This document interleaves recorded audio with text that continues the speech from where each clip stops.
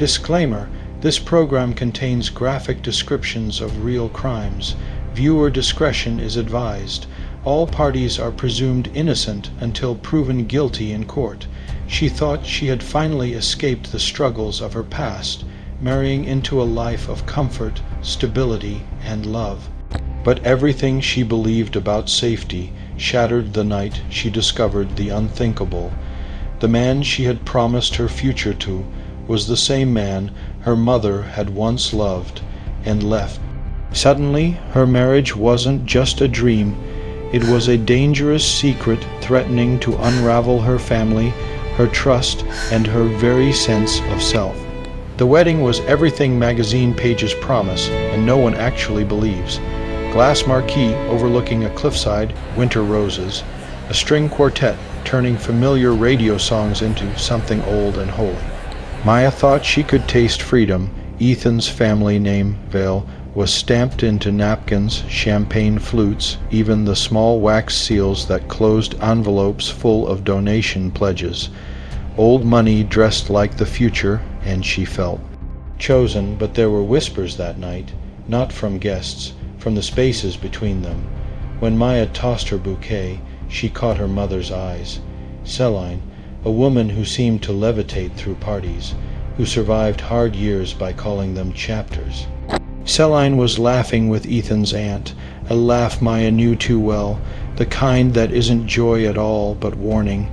Later, in the bridal suite, Maya heard a knock. It was Celine. "He loves you." He loves you. Keep your heart soft. Men with responsibilities carry complicated histories. A sentence like that doesn't dissolve. It waits. 6 months into the marriage, wealth had become a pattern. Drivers, stylists, charity dinners, boardroom calendars, expectations that arrived in embossed envelopes. Maya kept pieces of herself tucked into smaller rituals, handwritten grocery lists, walks at sunrise, used bookshops where no one pronounced Vale like a bow. One afternoon, she slid open the cracked spine of a 19th century poetry collection, and something fell out. A Polaroid, sun, faded, the kind with teeth marks in the white border, the kind people keep in wallets, You not always in know books. how to make me laugh. Two people were mid-laugh, a little blurred, undeniably It's my close. special talent. The woman wore a silk scarf tied like a secret.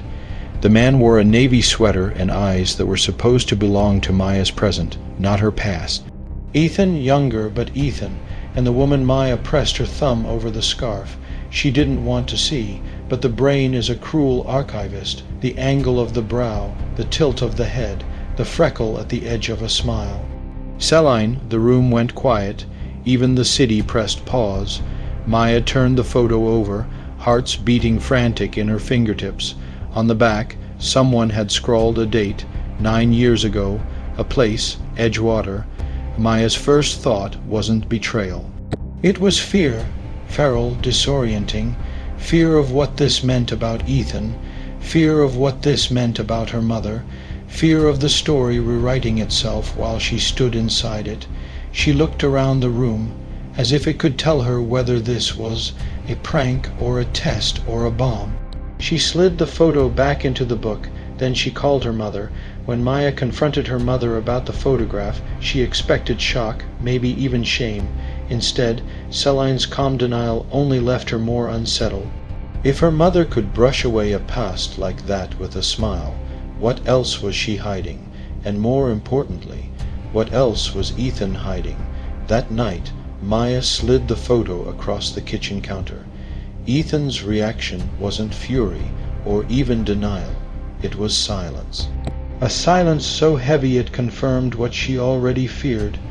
Yes, he finally admitted, his voice low, almost tired. It happened, but it was over long before you and I. Maya's stomach turned. She wanted to scream, but instead she whispered, "Did you know she was my mother?" Ethan's eyes darted away. By the second time we met, she told me, but I swear, Maya, it was nothing serious. She needed help, I gave her some money, that's all. Maya's heart hammered money. That word rang louder than any admission of love or lust. Help or hush money, she asked. Ethan's jaw clenched. I didn't think of it that way, but Maya did. And once you plant a word like hush money in your mind, it doesn't go away. The next morning, while Ethan pretended life was normal, answering calls, preparing for meetings, Maya opened the family safe. Inside, between deeds and certificates, was a leather ledger. The entries chilled her. 4 payments, spanning years, all under Celine's maiden name. Emergency relocation, wellness fund, legal consult, each vague enough to sound harmless, each large enough to change a life. Maya snapped photos of every page, her hands shaking. Her marriage wasn't just built on love. It was built on transactions. Maya knew she couldn't carry this alone, so she called Ari, an old friend, a journalist who lived in the world of shadows and half-truths.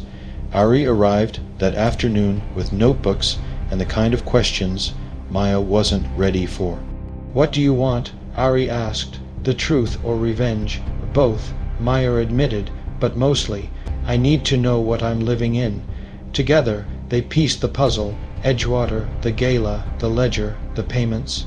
The picture was forming, not of a love affair, but of leverage, of Celine keeping Ethan's name under her thumb, and Ethan quietly buying silence so no one would know. That night Maya set the stage. She invited them both, her husband and her mother, into the same room. No more whispers, no more versions of the truth.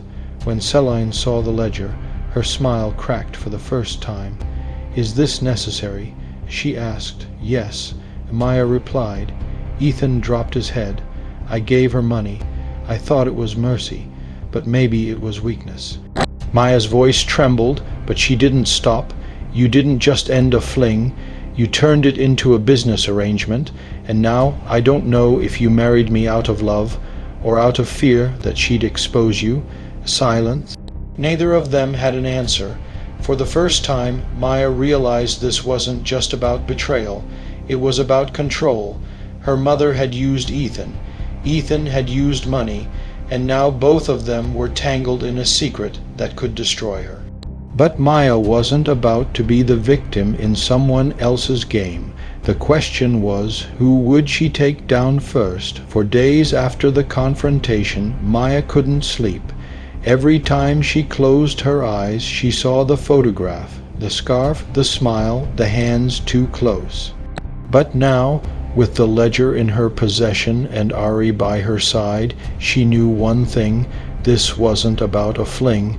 This was about power, and if Celine had leveraged Ethan once, who's to say she hadn't orchestrated the entire marriage? Ari spread the documents across Maya's kitchen island like puzzle pieces. The ledger scanned receipts, a cryptic memo from the family office accountant. "See this." Ari pointed at the phrase, "to mitigate reputational risk." "That's corporate code for hush money, and this third-party conduit, that means it didn't all go straight to your mother. Someone else carried some of it. Who?" Maya whispered. "That's the question." Ari scribbled notes. "If we can trace those conduits, we'll see how much money moved and whether it connects back to you. And Maya, if it does, it means your mother wasn't just a fling. She was a strategist. She might have set you up for this marriage all along." The thought made Maya's stomach twist. Had her mother sold her a future, wrapped in roses and diamonds? They started with emails, buried threads in Ethan's cloud drive. At first, it was normal correspondence, charity dinners, foundation events, corporate scheduling. But Ari was trained to spot shadows. Here, she highlighted an email marked Edgewater follow-up. The sender wasn't Ethan or Celine. It was a shell account, forwarding invoices labeled as consulting fees. The dates matched the ledger entries. And the invoices, they weren't signed by Celine. They were signed by a law firm. one notorious for protecting wealthy families from scandal. This is bigger than a fling, Ari said flatly. This is infrastructure. Your mother had representation, and your husband played along. That's not romance, Maya, that's business. The more they pulled, the more disturbing it became. Celine hadn't just drifted into Ethan's orbit. She had inserted herself at key Vale events for years. The Edgewater Gala, a board fundraiser, a wellness retreat branded as philanthropy, and always her name appeared in the margins, coordinator, consultant, liaison, roles vague enough to hide intent, visible enough to prove she was always close. Ari looked at Maya with a grim expression. It's possible she wanted you to meet him. Think about it. Your introduction wasn't an accident, was it? Maya froze. She remembered the night she first met Ethan. A charity dinner, tickets Celine had miraculously secured. He's charming. Her mother had said then, in that lilting tone that could sell wine to a drowning man, talk to him, Maya. He might be good for you. Maya's chest tightened. Oh my God. She whispered. She knew. If Ari was right, Maya had been steered into her marriage like a piece on someone else's chessboard. Every smile, every introduction, every soft warning, it all felt pre-written now. Your mother might not have just kept a secret, Ari said. She might have engineered your life for security, for money, maybe even for control of the Vale fortune through you. Maya couldn't breathe. Then what am I to Ethan, love or leverage? Ari didn't answer, because sometimes silence is the only honest response. Maya now knew her marriage wasn't born from chance. It may have been a transaction planned by her own mother. The ledger was evidence, the invoices a trail, but the truth still burned in one unanswered question. Did Ethan know the marriage itself was a setup? And if he did, how deep did the betrayal really go? Maya had spent nights replaying every detail of her first meeting with Ethan, the charity dinner, her mother's gentle push, the timing that felt too perfect to be random. With Ari's findings echoing in her mind, one truth became unavoidable. This marriage might not have been fate at all. It might have been engineered, and only Ethan could confirm it. She waited until dinner. The house was quiet, candles flickering against the glass walls. Ethan poured wine, casual, pretending the world wasn't breaking in their hands. Maya placed the ledger copies between them. Did you know, she began, her voice sharp, that my mother was setting me up from the very beginning. Ethan froze, the wine bottle tilted mid-pour, drops splashing onto the tablecloth. What? Edgewater, the gala, the dinners she arranged. You didn't stumble into my life, Ethan. You were walked into it, and I want to know, were you in on it? His jaw tightened. He didn't answer right away, and in that silence Maya felt her heart split. Finally Ethan spoke. I suspected. His words were deliberate, like stepping onto ice. When Celine introduced us, I thought, maybe she wanted me to look out for you. She hinted that you'd been through difficult times. I thought she was protecting you. Maya's fists clenched. Protecting me or selling me. Ethan's face twisted. Don't say that. Then tell me what it was. Maya's voice rose. Did she trade me for security? Did you agree because you wanted the Vales to stay untouchable? Was I love or leverage? The silence that followed wasn't empty. It was heavy with all the words Ethan didn't say. When he finally looked at her, his eyes brimmed with something halfway between guilt and desperation. I fell in love with you, Maya. That was real. But did I know Celine was maneuvering things? Yes. Did I let it happen? Yes, because I wanted you. And I thought, if she approved, maybe it would be easier for you. Maya's breath caught. Easier? You mean easier for you? Ethan didn't argue. He didn't defend. He just sat there, broken open, and that was worse than denial, because it meant the answer was already written in the silence. In that moment, Maya realized the truth wasn't a knife. It was a slow poison. Her marriage wasn't built on fate or even chance. It was built on deals, secrets, and her mother's manipulation, and Ethan had been complicit. She rose from the table, her chair scraping the floor. "I can survive betrayal," she whispered, "but what I can't survive is knowing my entire life was scripted by someone else. And you, Ethan, you let it happen." Ethan reached for her hand, but she pulled away. As Maya walked out of the dining room, she didn't know if she was leaving her husband for a night, or forever. What she did know was this: she couldn't trust Ethan, and worse, she couldn't trust her mother. But Ari's words echoed in her mind. If we can trace the money, we'll know exactly how deep this goes. Maya was ready to follow that trail. No matter what it destroyed, Maya thought the worst was behind her. She had confronted Ethan. She had exposed the manipulation. But Ari warned her, the money trail rarely ends with family drama. It usually leads somewhere darker, and the ledger entries they'd uncovered hinted at exactly that. Ari spread new files across the table. I traced the third, party conduits. One's a law firm, the other, a consultancy that doesn't exist anymore. It dissolved 2 years ago, but its records show transfers to multiple accounts in the Caribbean, and Maya. Ari paused. "One of those accounts isn't just your mother's." Maya's pulse quickened. "Whose is it?" Ari slid a sheet toward her. The name leapt off the page: Harold Vale, Ethan's uncle, a man whose name still carried weight in the family foundation, but who had been retired. For years, living quietly overseas, Maya's head spun. So Ethan's money wasn't just protecting Celine. It was protecting his family too. "Exactly," Ari said grimly. "Your mother wasn't acting alone. She was plugged into something bigger, an entire network designed to funnel hush money, cover reputations, and bury scandals." Maya stared at the documents, realization crashing down. Her mother hadn't just been a lover caught in a mistake. She'd been a player.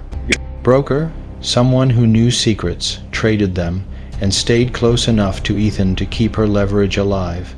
She was part of it. Maya whispered, all those events. She wasn't just coordinating, she was watching.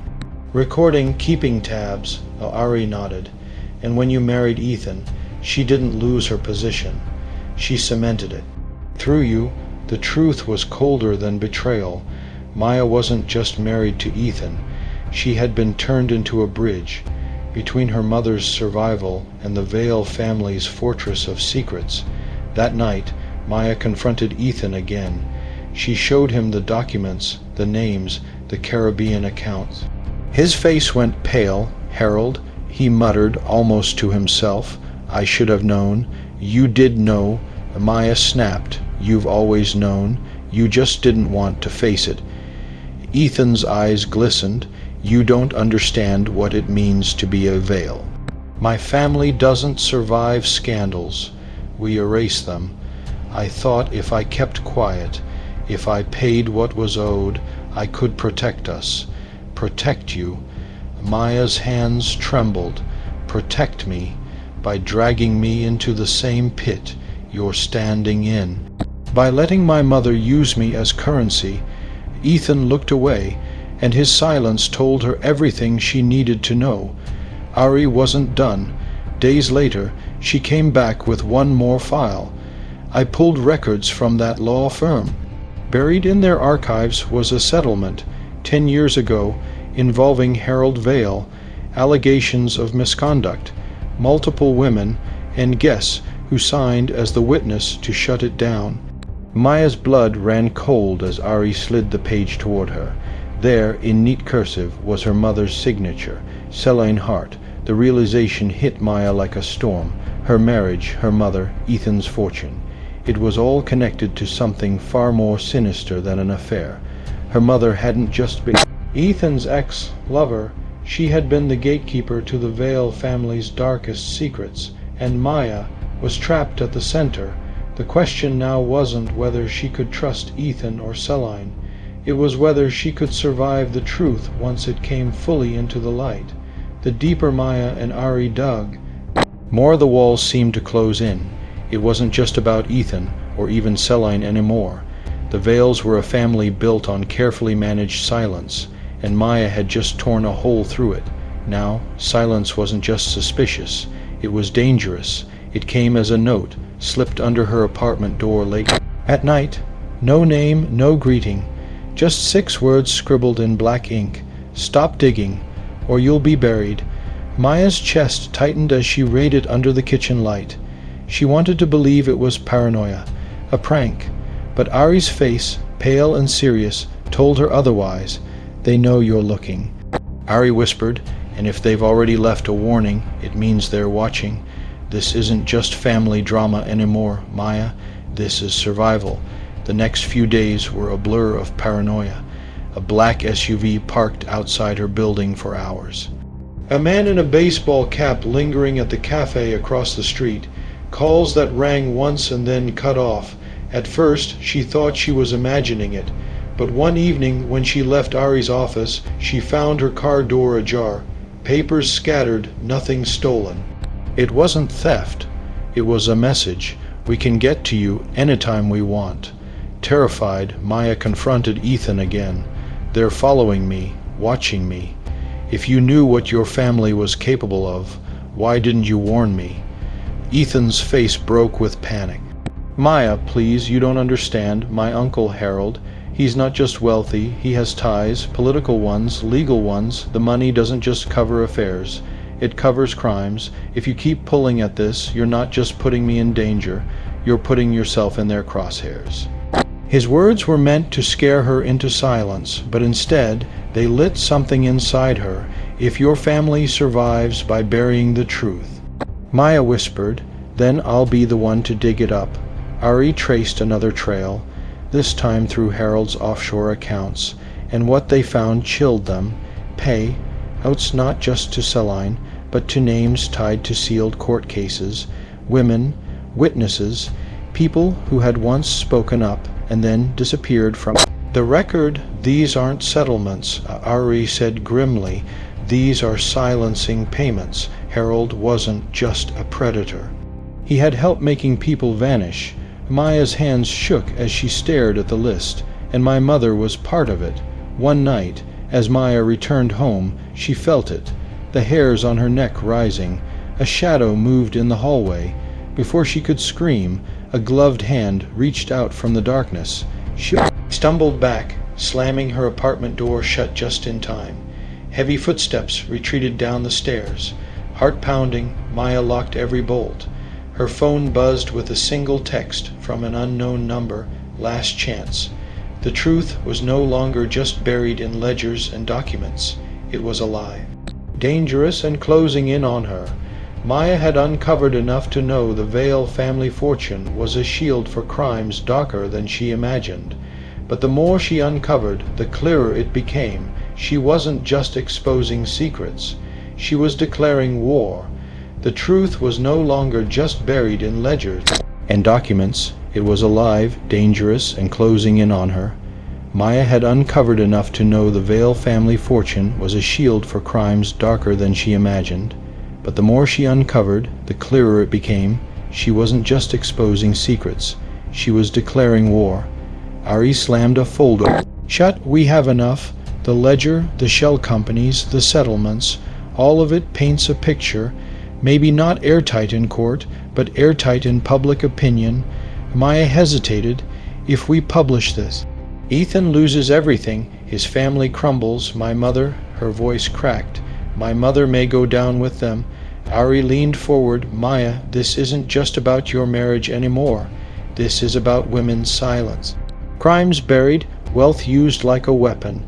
If you stay quiet, you're complicit, and if you speak, Maya finished the sentence for her. If I speak, I might not live to see the fallout. That night, Ethan found her in the study, files spread out like landmines. His face was pale, lips pressed thin. I know what you're doing, he said, and I'm begging you, don't. Maya looked at him, tears brimming but voice steady. You told me once you loved me. If that was real, then don't ask me to live a lie. Ethan's eyes darkened. You don't understand what my uncle is capable of. If you go public, you're not just ruining the Vales. You're painting a target on your back. Maya's jaw tightened. The target's already there. Ari connected with a trusted editor at a national paper. They prepared a dossier, redacted sensitive names, built a timeline. The story had everything: wealthy dynasties, secret payments, buried scandals. It was explosive. But just before sending it, Ari paused. This goes live. There's no taking it back. We'll have the truth out there. But you, Maya, your face, your name, your marriage, it all becomes part of the story. Maya stared at the cursor blinking on the screen. A single click stood between silence and fire. She pressed send. Within 24 hours the story broke. Headlines screamed, "The Veil Empire built on silence. Hidden settlements, offshore accounts, and a dynasty in collapse." The public devoured it. Stock prices wavered. Board members scrambled.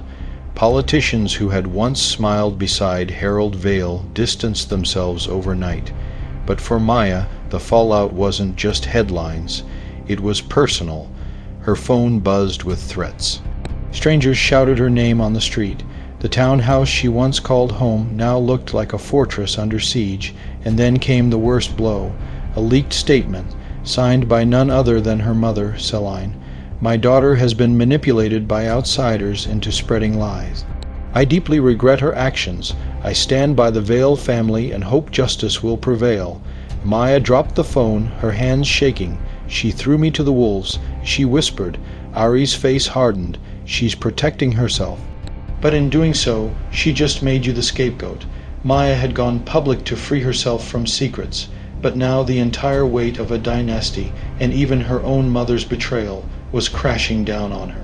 She had taken down the veil of silence, but in doing so, she had made herself the most dangerous target in the game. And someone, somewhere in the Veil Empire, was already plotting her silence. Maya had expected threats. She hadn't expected them to get so close, but exposing the Vail family wasn't a story anymore. It was a declaration of war, and war doesn't stop at words. It happened on a Tuesday night. Maya returned from a late strategy meeting with Ari and found her apartment door ajar. For a moment she thought she'd forgotten to lock it. Then she stepped inside and froze. The living room was wrecked, bookshelves overturned, drawers yanked out, papers scattered like confetti after a storm. Her laptop, smashed in two and pinned to the wall with a knife, was a photograph, her wedding portrait with Ethan.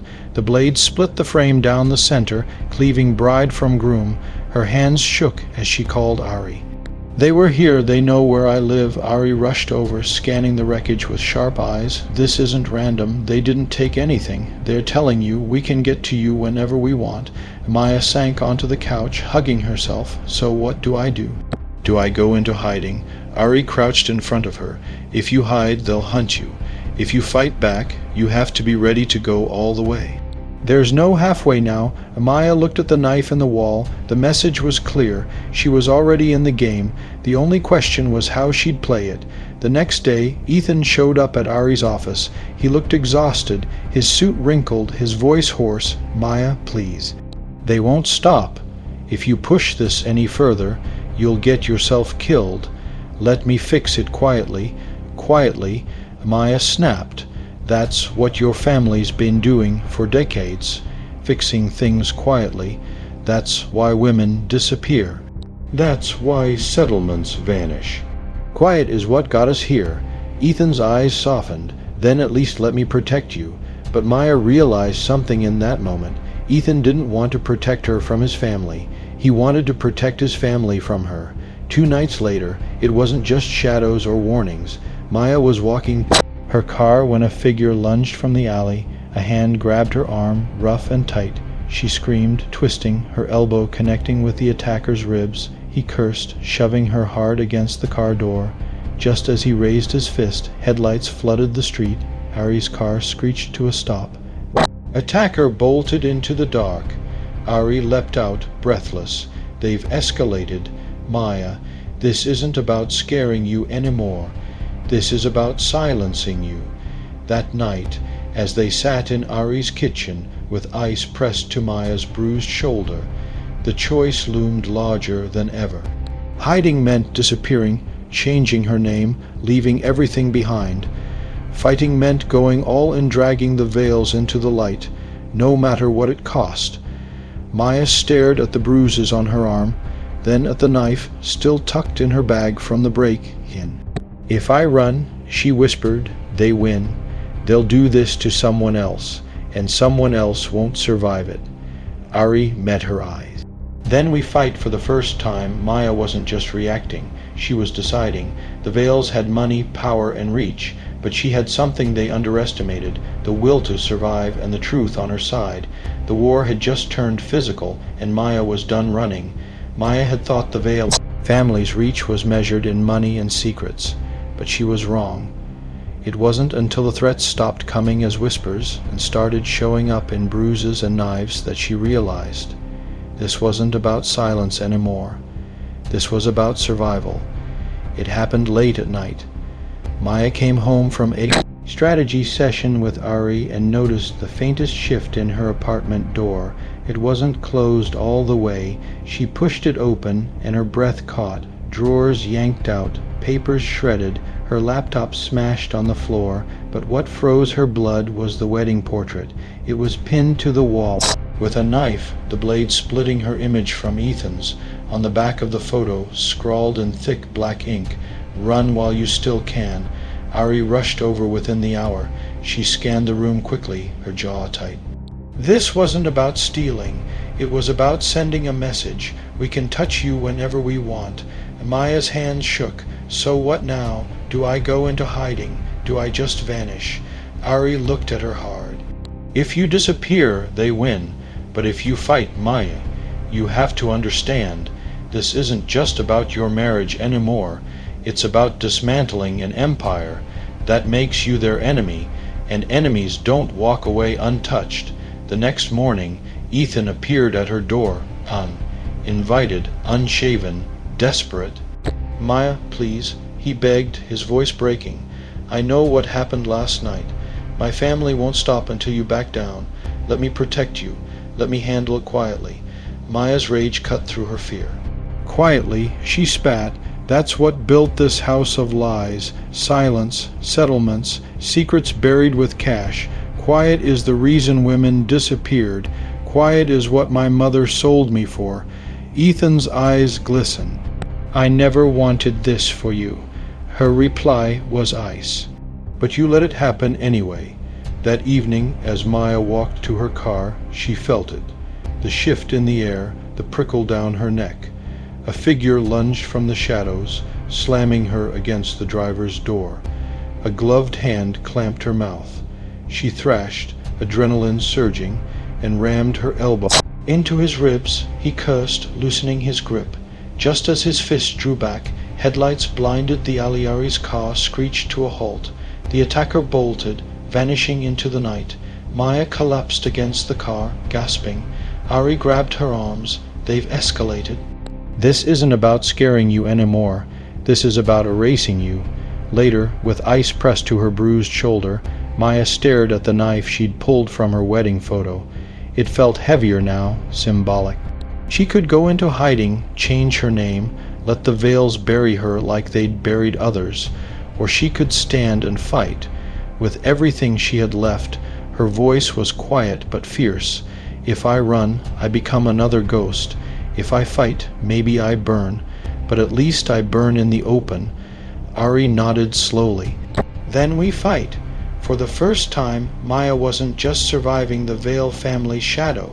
She was preparing to strike back, and as she braced herself for war, one truth became clear. This wasn't just about exposing secrets anymore. It was about who would live to tell them. The bruises on Maya's shoulder hadn't even faded when she made her choice. She wouldn't run. She wouldn't hide. The Veils wanted her silenced, but she had the one weapon they couldn't erase, the truth. And with Ari at her side, she was ready to turn the shadows into a spotlight. Ari made the first move. She reached out to old colleagues, journalists who had lost stories to powerful families, lawyers who had battled against dynasties like the Veils, and activists who championed the silenced women now buried in sealed settlements. "This isn't just about one wealthy family," Ari told them. It's about a system that rewards predators and punishes anyone who speaks. Help us and we expose it together. Slowly, allies came forward, a retired attorney who still had sealed copies of court documents, a woman who had once worked as a personal assistant to Harold Vale, trembling as she agreed to talk, even a board member from the Vale Foundation, disgusted by years of secrecy, leaked emails confirming the payouts. The cracks were forming. Maya brought her own arsenal, the photographs of the ledger, the offshore transfers Ari had traced, and the voicemail her mother had once left her, cryptic words that now sounded like complicity. Listening to it again, Ari whispered, "This isn't just a mother covering her mistakes. This is a woman tied into the machine. And that makes her dangerous." Maya swallowed hard. She wanted to protect her mother, but she knew the truth. Celine had chosen her side a long time ago. They built a strategy. Instead of scattering information through anonymous leaks, they decided to consolidate. Ari called it the avalanche. One dossier, airtight, backed by multiple voices and sources. If one piece of it was attacked, the others would hold. We don't give them a target, Ari explained. We give them a landslide. Once it starts rolling, they can't stop it. Maya felt a surge of strength. For months she'd been at the mercy of secrets she didn't understand. Now, for the first time, she was writing the narrative. But there was one more piece of the puzzle. Ethan. He showed up at Maya's apartment, exhaustion etched into every line of his face. "I know what you're doing," he said, "and I can't stop you. But Maya, if you go through with this, you're not just destroying my family, you're destroying me." Maya met his eyes steady. "You destroyed yourself when you chose silence over truth. But if you really love me, Ethan, this is your chance. Help us. Testify. Give us the inside view." He looked at her for a long, painful moment. Then he whispered, "I'll think about it." For the first time, the Vale Empire wasn't looking invincible, it was looking fractured. With allies gathering and evidence piling up, Maya and Ari were ready to unleash the avalanche. The Vales had spent decades burying the truth under money and power, but now the ground beneath them was shifting, and once the cracks widened, even their empire wouldn't survive the fall. But Maya also knew, cornering a dynasty doesn't just expose them, it makes them desperate, and desperate people strike back hardest. Maya and Ari had spent weeks building their avalanche of evidence. They had allies, documents, testimonies. For the first time, the Vale dynasty looked like it was cracking. But Maya had underestimated one thing, how ruthless the Vales could be when cornered. They weren't going to defend themselves with facts. They were going to destroy her with lies.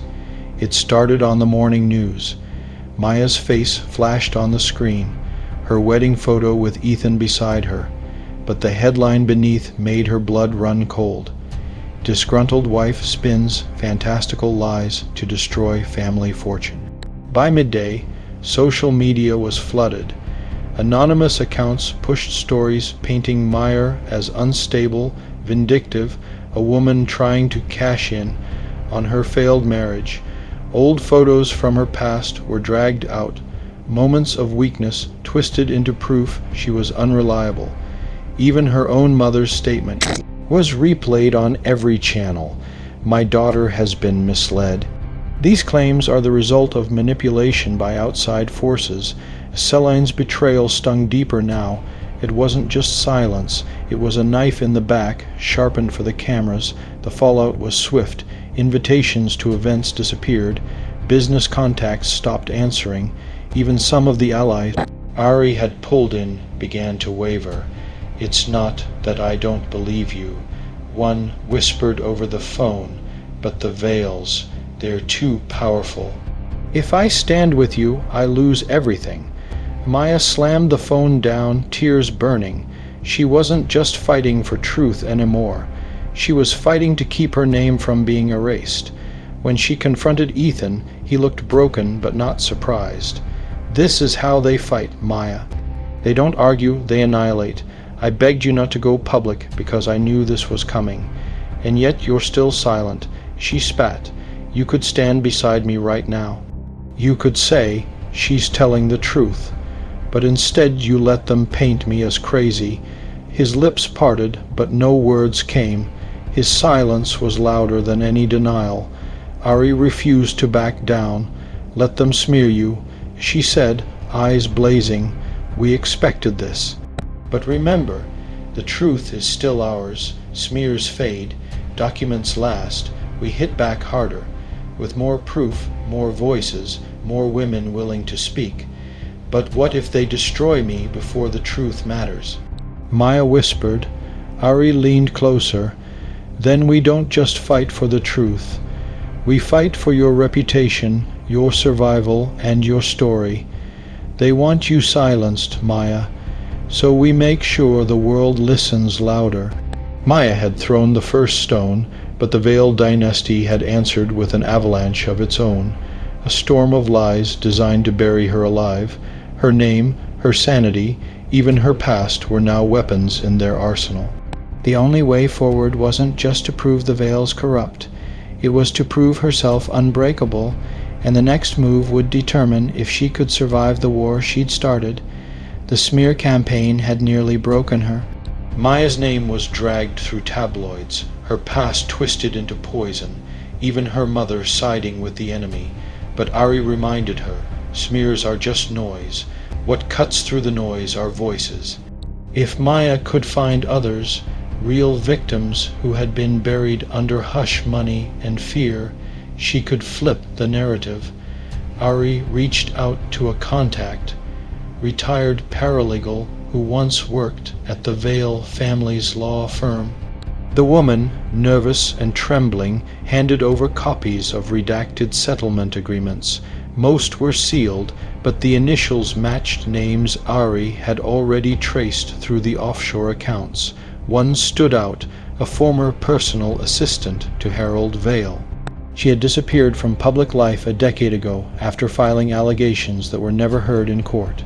The settlement had silenced her, but her story was still alive. We find her. Ari said, and if she's willing to talk, she could shift everything. Tracking her down wasn't easy. She'd changed her name, moved twice, and worked quietly as a school aide under a different identity. When Maya and Ari finally met her at a diner outside the city, she was terrified at first. "They'll ruin me if I speak," she whispered, clutching her coffee. "They already ruined you once." Maya said gently, "But if you speak now, you won't be alone. You'll be part of something bigger. And the world will finally hear the truth." The woman's eyes welled with tears. After a long silence, she nodded. "I'll talk." One voice opened the door to others. Slowly, survivors reached out, women who had been pressured, silenced, or paid to disappear. A former housekeeper who'd seen late, night meetings and deliveries of cash envelopes. A driver who recalled escorting Celine to meetings where she was more broker than guest. Each testimony added weight. Each document Ari unearthed connected dots, and for the first time Maya realized the Veils weren't invincible. They were vulnerable because the people they had stepped on were finally ready to rise. Ari knew how to time it. Instead of dropping one story, they released multiple testimonies at once, accompanied by documents, ledger photos, and Maya's own voice. The headlines flipped almost overnight. Multiple women stepped forward with claims against Veil dynasty. Corruption and cover-ups inside the machine of silence. Maya's name was no longer the only one on the screen. She wasn't the villain anymore. She was the crack in the dam. The tide was turning. For the first time, the Veil Empire looked fragile, its foundations crumbling under the weight of the very people it had silenced. But Maya knew desperate families don't collapse quietly. The Veils had more to lose than money. And if their secrets were worth killing for, then the real danger was only just beginning. The avalanche of witnesses had shaken the Veil Empire to its core.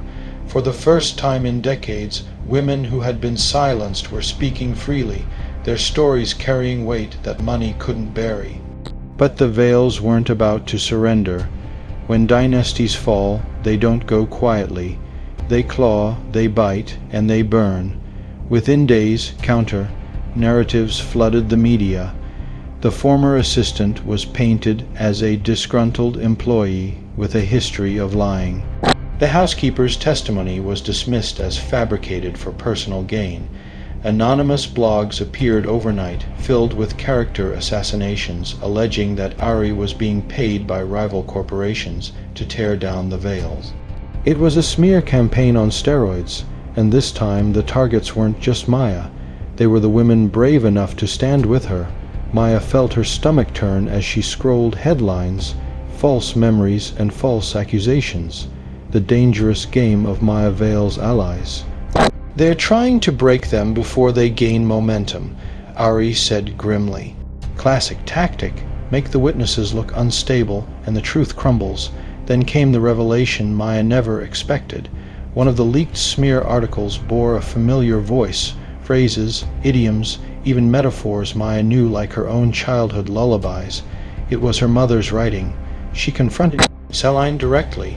"You wrote those hit pieces, didn't you?" Maya demanded, slamming the printed articles on her mother's dining table. Celine didn't deny it. She just sighed, lighting a cigarette like she was too tired to lie. "You don't understand the stakes. These women are pawns, the Veils are fire. If you think you can stand in the flames without being burned, you're a fool. I did what I had to protect you. Protect me." Maya's voice cracked with rage. "You sold me. You orchestrated this entire marriage, and now you're gutting the only people who stood with me." Celine's eyes narrowed. "I introduced you to Ethan because I thought he could keep you safe, because I knew the storm his family could unleash. And I was right. Look at you now. You're dangling over the abyss, and the only reason you're still alive is because they believe they can use me to control you." Maya felt the room tilt. "So all this time you weren't my shield. You were their mouthpiece." Her mother's face softened for just a moment. "You think survival is pretty, Maya. It isn't. Survival is ugly. It's compromise. It's bending so you don't break. I bent, and yes, I broke others along the way. But I kept you alive, didn't I?" Tears stung Maya's eyes, but fury hardened her jaw. "No, Mother, you didn't keep me alive. You kept me caged." For the first time, Celine had no reply. That night, Ari warned her, "If your mother's siding with the Veils, then she's more dangerous than all of them, because she knows everything we know, every witness, every lead, every weakness, and if she's feeding them information, then she's not just their ally." Maya whispered, "She's their strategist." The Veils had turned the fight bloodier, but the real betrayal came from within. Maya now knew her mother wasn't just complicit. She might have been pulling strings the entire time. The question wasn't just whether Maya could bring down the Veils anymore. It was whether she could survive her own mother's betrayal. The Veils had smeared her. Celine had betrayed her. But instead of breaking, Maya hardened. Every lie, every twisted headline, every shadowed threat only clarified one thing. If she wanted to end this, she couldn't wait for justice to stumble out of hiding. She would have to drag it into the light herself, and Ari had a plan. They needed proof so undeniable that even the Veil's wealth and Celine's manipulation couldn't bury it. Not just documents or whispers, but voices, the very voices the family had spent decades silencing. What if we bait them? Ari suggested, get them to admit, in their own words, what they've done. Celine trusts she can outplay you, so let's make her prove it. The trap would be simple in design, devastating in execution. Stage a meeting, wired and recorded, where Celine and a Veil insider believed they were negotiating new silence money. Instead, they would confess their crimes on tape. Maya made the first move. She called her mother, voice shaking just enough to sound defeated. "You were right, Mom. I can't win this. But if I walk away, if I stop fighting, I need assurances. I need protection." Celine's voice on the other end was smooth, almost relieved. "Finally, you're listening. I'll set up a meeting." Harold will want to hear this himself. That was all Ari needed. They chose a hotel suite in the city, wired with hidden cameras and mics. Ari's team disguised themselves as staff. Housekeepers, waiters, maintenance. Maya sat at the table, her heart thundering, as her mother walked in with Harold. Vale himself, flanked by two advisors. The conversation began with rehearsed politeness, but soon it slid into the raw language of power. Celine leaned forward. Meyer is ready to step back, but she needs guarantees. No more threats, no more harassment. If you want her silence, it comes at a cost. Harold smirked.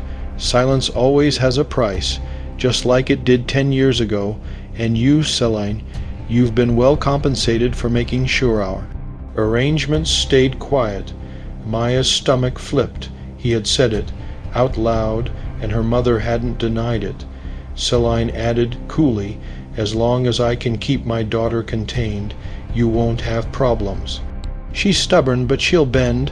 That was when Ari's team burst in, not with weapons, but with microphones held high, cameras flashing, reporters waiting in the next room, already streaming live. Harold's face drained of color. Celine's composure cracked into fury. Maya, you set me up. Maya stood, her voice trembling but fierce. No, Mother, you set me up, my whole life. This is just me finally taking it back. Within hours, the recordings were everywhere. News outlets replayed Harold Vale's words on loop. Admissions of settlements, of silencing, of Celine's involvement. Hashtags trended. Protesters gathered outside Vale.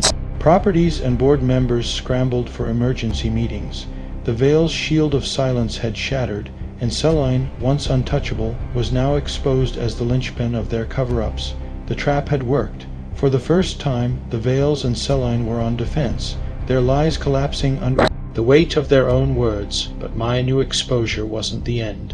Families like the Vales didn't just crumble. They lashed out, desperate to salvage what they could, and the woman she had once called Mother might be the most dangerous of them all. The recordings had shattered the Vales. Silence, Harold's smug admissions, Celine's cold complicity. Millions had heard them. For a brief, dizzying moment, Maya thought she had won. But dynasties don't die with one blow. They regroup, they retaliate, and they use the most powerful weapon money can buy, the law. Within days, the Vale family unleashed a team of lawyers so polished they seemed less like attorneys and more like generals. Lawsuits piled up against Maya and Ari, defamation, invasion of privacy, unlawful recording, and then came the political arm. Senators and donors, their campaigns greased by Vale money. Decades suddenly appeared on talk shows, condemning Maya's reckless crusade, and framing her as a bitter woman out to destroy a philanthropic dynasty. The courtroom became the new stage, and Maya, once in control of the narrative, found herself dragged into the role of defendant. The worst blow wasn't Harold, it was Celine. Subpoenaed as a witness, she turned cold, aligning herself with the Vale attorneys. On the stand, she twisted their history into poison. My daughter has always been fragile, she told the jury, her tone one of rehearsed sorrow, easily influenced. I only ever wanted to protect her from her own worst impulses. Maya sat frozen, rage rising in her chest. Her mother wasn't just protecting herself. She was rewriting Maya's life as a story of weakness. After court adjourned one evening, Ari slammed her files down on the table. They're trying to break us with theatrics, but facts still matter. Witnesses still matter. We have the documents, the transfers, the settlements, the video. The jury just needs to see past the performance. Maya's voice cracked. And what if they don't? What if money speaks louder than truth? Ari leaned in, eyes blazing. Then we scream louder. This isn't just a trial. It's a war for what people believe. And we're not losing, but Ethan complicated everything. Pressured to testify, he straddled a knife's edge between loyalty to his wife and fear of his family. On the stand, he admitted the payments, but carefully softened the language, calling them mistakes and poorly handled family matters.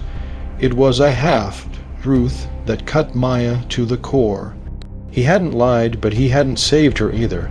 Outside the courthouse, reporters swarmed. "Do you believe your husband betrayed you?" They shouted. Maya didn't answer, but inside, the silence was answer enough. Week after week, the case dragged on. The Vale attorneys painted Meyer as a manipulator. They claimed Ari was a fame-hungry journalist. They dragged Maya's past into the light, framing her as unstable, untrustworthy. But Ari fought back with evidence, financial trails, testimonies from silenced women, experts who explained how wealth buries truth. Slowly the courtroom shifted. Slowly the jury leaned forward when Maya's side spoke. And yet the outcome was anything but certain. As closing arguments loomed, Maya realized this wasn't just about the Vales anymore. It was about whether truth could survive in a world built to protect the powerful. If the jury believed her, she could finally break free, but if they didn't, she wouldn't just lose her case, she'd lose her life, her voice, and everything she'd fought to reclaim. The next verdict would decide it all. The courtroom had become a theater of war. Every day chipped away at Maya, her name dissected, her past weaponized, her pain turned into headlines. But now it was almost over. After weeks of testimony, cross-examinations, and betrayals, it all came down to one final act, closing arguments. The Vale attorneys struck first. Polished, ruthless, they painted Meyer as a scorned wife, manipulated by a reckless journalist hungry for fame. They held up her mother's testimony like a shield, using Celine's words, fragile, unstable, misled, to strip her of credibility. "Ladies and gentlemen," the lead attorney said, pacing like a preacher, "this is not about corruption. This is about vengeance. This is about a woman who married into wealth, couldn't handle the pressure, and now seeks to tear it down out of spite. Don't let lies destroy a legacy of philanthropy." Every syllable dripped with venom. Maya's stomach twisted as she watched jurors shift in their seats. Then Ari rose. She wasn't polished like the Vale attorneys. She was raw, relentless, and real. She replayed Harold Vale's recorded words, his smirk still echoing in the courtroom. Silence always has a price. She held up settlement documents, offshore transfers, testimony after testimony. "This isn't about vengeance," Ari thundered. "This is about power. For decades, the Vales bought silence. They buried truth. They crushed anyone who dared speak. And when Maya tried to break free, they smeared her. They even turned her own mother against her. Ask yourself, if this was all lies, why spend millions to shut her up? Why threaten her? Why attack the women brave enough to come forward? Because the truth is dangerous, and it's standing right here. The courtroom was silent, the jury leaning in. The judge's gavel fell. The jury will deliberate. Hours dragged like years. Maya sat in the waiting room, her hands trembling, Ari pacing beside her. Ethan appeared once, silent and pale, but Maya didn't look at him. She couldn't. Every sound, the click of heels, the shuffle of papers, felt like the drumbeat of fate. She thought of every woman who had vanished into silence, every threat, every lie her mother had spoken in court. This verdict wasn't just hers, it was theirs. At last the jury filed back in, faces unreadable. The foreman stood, hands shaking slightly, in the matter of Maya Vale versus the Vale family. A pause, the world seemed to hold its breath, we find, in favor of the plaintiff. Gasps erupted, cameras clicked. Maya's knees nearly buckled as Ari grabbed her hand. The jury had believed her. Against money, against influence, against her own mother. They had believed her. Harold Vale slumped in his seat, rage tightening his jaw. Celine stared straight ahead, her mask finally cracking into something hollow. For the first time, Maya felt air in her lungs. She wasn't naive. She knew the Vales still had power, appeals would come, and battles weren't over. But she had cracked their fortress, dragged their secrets into light, and lived to see truth win in a room built to protect power. And as she left the courthouse, flashes blinding her, Maya whispered to herself the words that had carried her through. They can bury people. They can bury evidence, but they can't bury the truth forever. The trial was over. The verdict had been read. The veils had lost. But victory didn't feel like champagne and confetti. It felt like rubble, smoke, and silence after a storm. For Maya, the real battle was just beginning, rebuilding herself from the wreckage. The verdict triggered shockwaves. Investors pulled out of Vale holdings. Politicians scrambled to distance themselves. Once, pristine Vale Foundation announced an indefinite suspension of Operations E pending investigation. Harold Vale faced criminal charges. The dynasty wasn't dead, but it was bleeding, and the whole world could smell it. Celine's fall was quieter but crueler, her role in covering up settlements. Her complicity in silencing victims was laid bare for all to see. Friends vanished. Old social circles cut her out. She left the city under a cloud of disgrace, retreating to Europe with whispers of exile. Before she left, she called Maya once. Her voice was thin, almost desperate. I did what I thought I had to. One day you'll understand survival isn't pretty. Maya didn't answer. She let the silence stand as her reply. Ethan lingered in the aftermath, a man untethered. He reached out once, standing awkwardly in the doorway of Maya's new apartment, stripped of the trappings of wealth. I never stopped loving you, he said quietly, even when I failed you, especially then. Maya studied him, his once perfect posture now slouched, his confidence cracked. He wasn't the untouchable man she married. He was just a man. I believe you, she said softly, but love without truth isn't enough. And we're too far past the beginning to start over. His eyes shone, but he nodded. Then I'll let you go. It wasn't an ending filled with rage. It was quieter than that, like two ghosts finally turning away from each other. In the months that followed, Maya focused not on the past, but on building something new. With Ari and the survivors, she founded a non-profit dedicated to helping women silenced by power. Their first campaign raised millions in days, not because of her name, but because people believed in her fight. She rented a small apartment overlooking the river, the kind of place she'd once thought was beneath her. But in its crooked walls and uneven floors, she found something wealth had never given her: peace. Meyer often thought back to the girl who had walked down the aisle in roses and silk, believing she was marrying into safety. That girl had no idea she was stepping into a fortress of secrets. Now, standing on her own, Maya realized she had survived the fortress and torn it down brick by brick. The veils were broken, Celine was gone, Ethan was a memory, but Maya was free. They can bury evidence, they can bury people, they can even bury the truth. For a while, but when it claws its way back into the light, when it refuses to stay quiet, it doesn't just survive, it wins. Thank you for watching this story on Murder Book 360. If this case kept you on the edge of your seat, don't forget to hit that like button, subscribe, and turn on notifications so you never miss our next deep dive into betrayal, secrets, and true crime mysteries. Your support helps us keep uncovering the stories others want buried. Until next time, stay safe, stay curious, and remember, the truth may hide, but it never dies.